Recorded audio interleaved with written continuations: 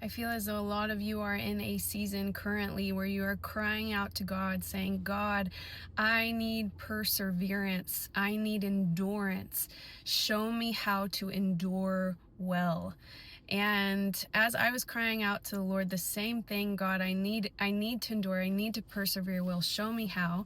He gave me some key scriptures, and basically it's like a formula from the Lord in the Word, which I love, and I felt led to share it with you today. So Hebrews 11, where it's talking about Moses. Obviously, we know what Moses went through. So much injustice, so much suffering. He had to persevere and endure through much, right? And so specifically verses 25 through 27, it says, he chose to suffer oppression with God's people rather than to experience the fleeting enjoyment of sin. He considered the reproach of Christ greater wealth than the treasures of Egypt, for he was looking ahead to his reward. By faith, Moses left Egypt, not fearing the king's anger.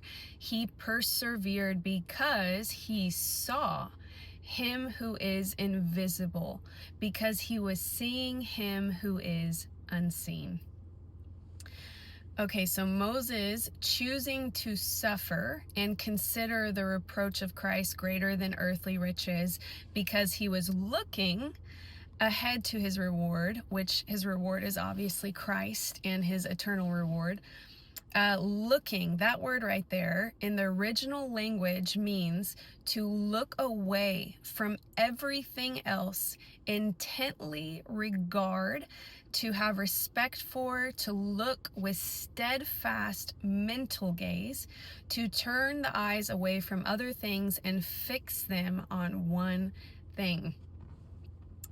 And then it says in the part where it says Moses choosing in faith to leave Egypt, to not fear the king, and to persevere because he was seeing him who is invisible, which is obviously Christ. So seeing in the original language means to behold, to perceive, to know, to see with your eyes, to experience, to care for, and to pay heed.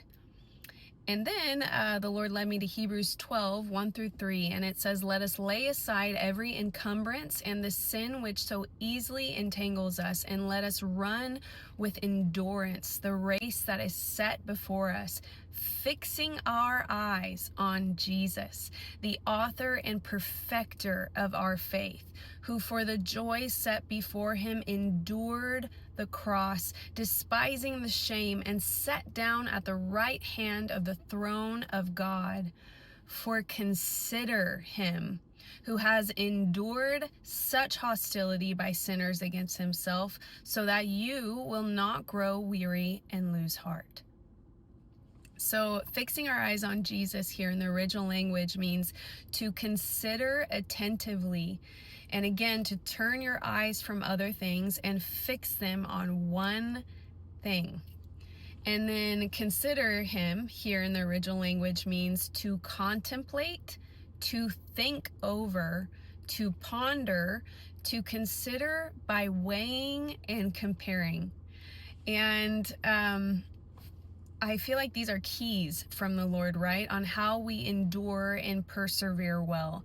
So it says in the Word, we endure and persevere well by intentionally choosing to constantly look away from everything else, turn our eyes away from all the other things, right? And to fixate them on the one man, Jesus.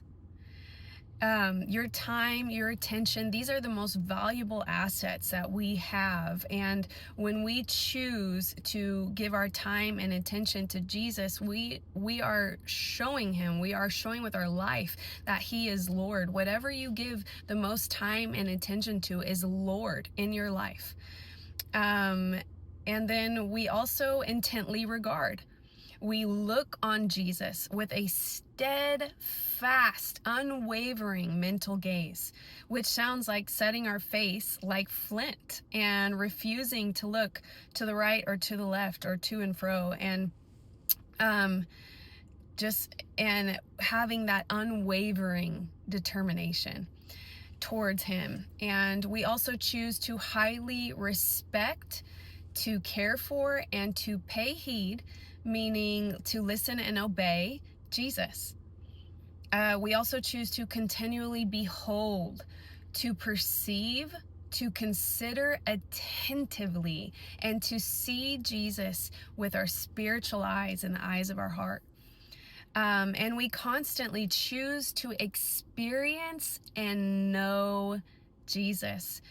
Some ways we can do this just practically are spending one-on-one intimate time regularly with the Lord, spending time reading and studying deeply his word, because his word is him. He is a word that became flesh. We spend time in worship. We spend that intimate time with him, just like, when you're married to a spouse, the more intimate one-on-one special alone time that you have, the more you know your spouse, right? The more that you experience them. And we also choose to regularly contemplate, think over, deeply ponder, and consider Jesus most worthy, even by weighing and comparing.